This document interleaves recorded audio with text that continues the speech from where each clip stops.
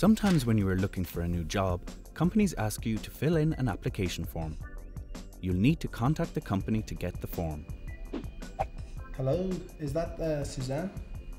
Hello, I was just wondering if you could send me out a job application form, please. Gillian McCarthy works for the recruitment agency Manpower. She explains why some companies prefer to use an application form. Sometimes employers prefer an application form to a CV because they're getting the same information from everybody, so it's easier for them to compare experience from different people, and it's just a standard format. Before you start filling in an application form, the best thing to do is to read all the instructions on the form. They may ask you to write in block capital letters. Then read through all the questions so you know what you're going to put into each section in advance. The main sections on the form are usually personal information, education, and work experience. Before you start filling in the form, it's a good idea to make photocopies to practice on. We'll look at the details of what you have to fill in later in the programme. Well, we'll be finding out more about filling out job application forms in just a minute. There's also some more information about this in the free workbook that goes with the series. To get your free workbook, you can free phone the number on your screen, 1800 20 20 65. That's 1800 20 20 65. Or you can visit our website, www.rug.ie. Mary, you recently went to Peru on your travels. Yes. Whose idea was that? Well, it was from a book that I seen on Gabe Byrne had it years ago on priests went out there to live for a few years. So I said I'd love to go there. So then I actually went and I done the Inca Trail. How long did it take you? Well, I went for 2 weeks, but it took about 5 days to do the trail, you know. Yeah. Some people helicopter their way up, don't they? Do they? Yeah. You can kind of cheat, but you didn't do that, did No, you? I didn't. Was it tough going? Yes, very tough. Why? It cost us so many steps. Right. You're walking up steps and then you just go to the top and then you say more and more and more. Tell us about the book that inspired you to go. Well, I thought it was a beautiful place to go, you know. I thought it looked nice. Yeah. And I thought, well, this is it. If I'm going to take one good trip, let's do this one first anyway. So have you got the travelling bug now? Yes, yes, yes. Where else is on your list? I like to go to China. Wow. Why China? I don't know, I have something about China that I'd like to visit. And do you think you will? Yes. There'll be no stopping. You're looking up your travels as well. Now let's find out a bit more about filling out the application forms. The main sections on a job application form are usually personal information, education, and work experience. Personal information that you'd be asked would be your name, your address, contact details, your phone number, email address, your PPS number. Your PPS number is your personal public service number. You'll find it on any letter or form from the tax office or social welfare services. Then educational details that you may be asked.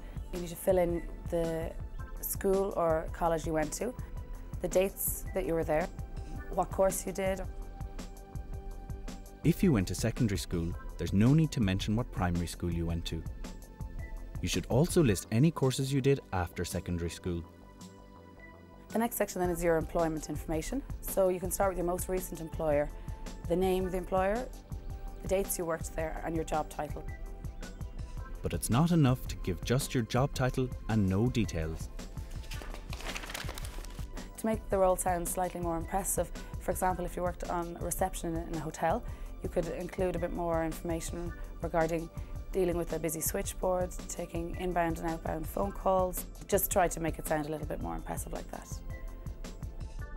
You may also have to give the name of 1 or 2 referees, someone like your previous boss who can talk about how well you did in your job. Sometimes you mightn't have enough room on the form to fill everything in. You can add an extra page, it is an option. Check if you need to include a photo which you can get taken somewhere like your local chemist. Remember to sign the form and date it. So when you've completed the form then, I'd suggest read through the whole thing in one go just to see if it reads well. It's also a good idea maybe to get someone else in your family or one of your friends to read through it just to see what they think and if it makes sense to them. Finally, send off your application form in good time so that the company gets it before the closing date.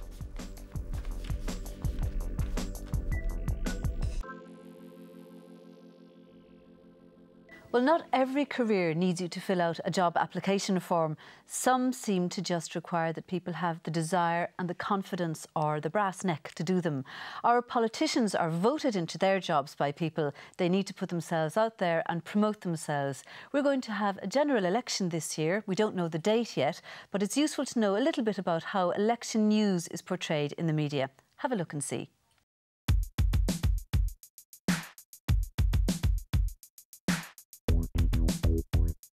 You can always tell that a general election is coming when leaflets from the various political parties start to arrive.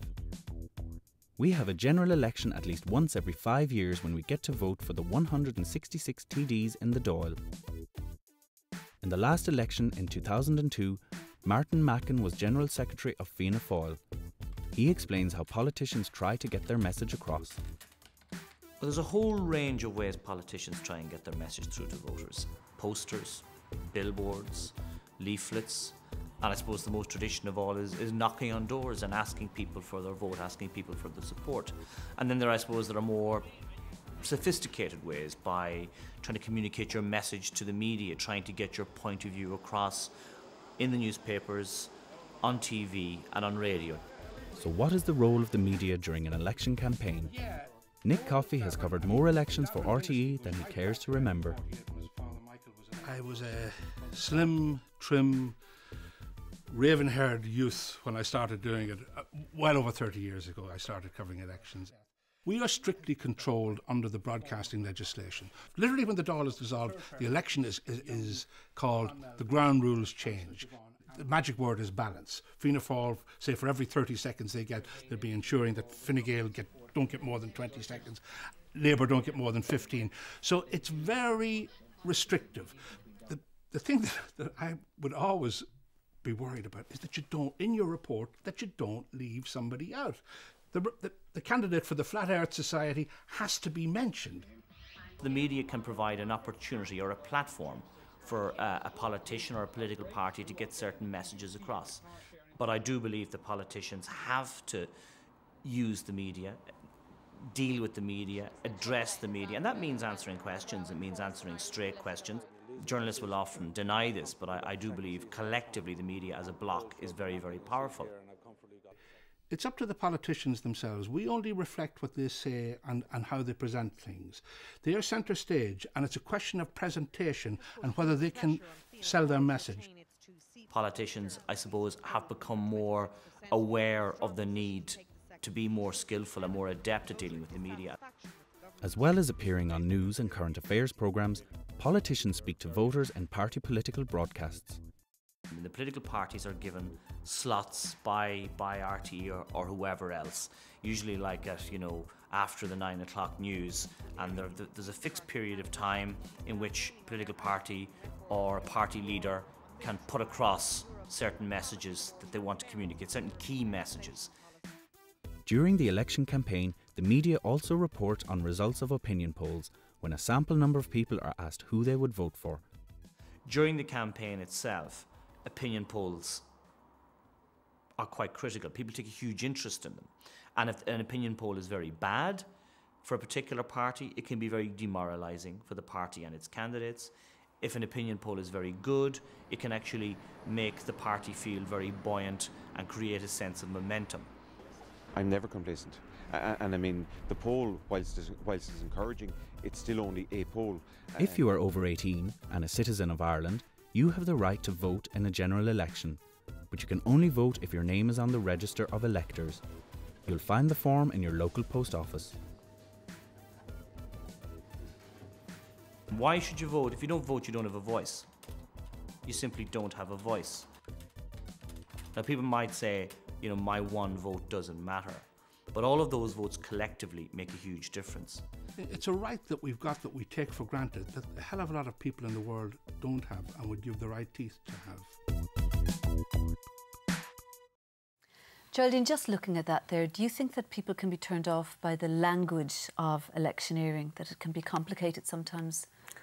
I would imagine if you didn't understand the message that was trying to be portrayed, you would be turned off, and it would affect the voting, because if you don't understand it, you're not going to vote for it. You won't bother with it? No, you won't bother. Yeah. Do you find that, Mary? Yes, yes. It can be tricky, can it? Can be quite tricky, yes. And would it mean that people just wouldn't vote? That's true, yes. Did you ever do that in the past? Yes. Yeah. And do you think photos help on the ballot paper? Yes, they do. They help very much. It's much easier then to pick them out.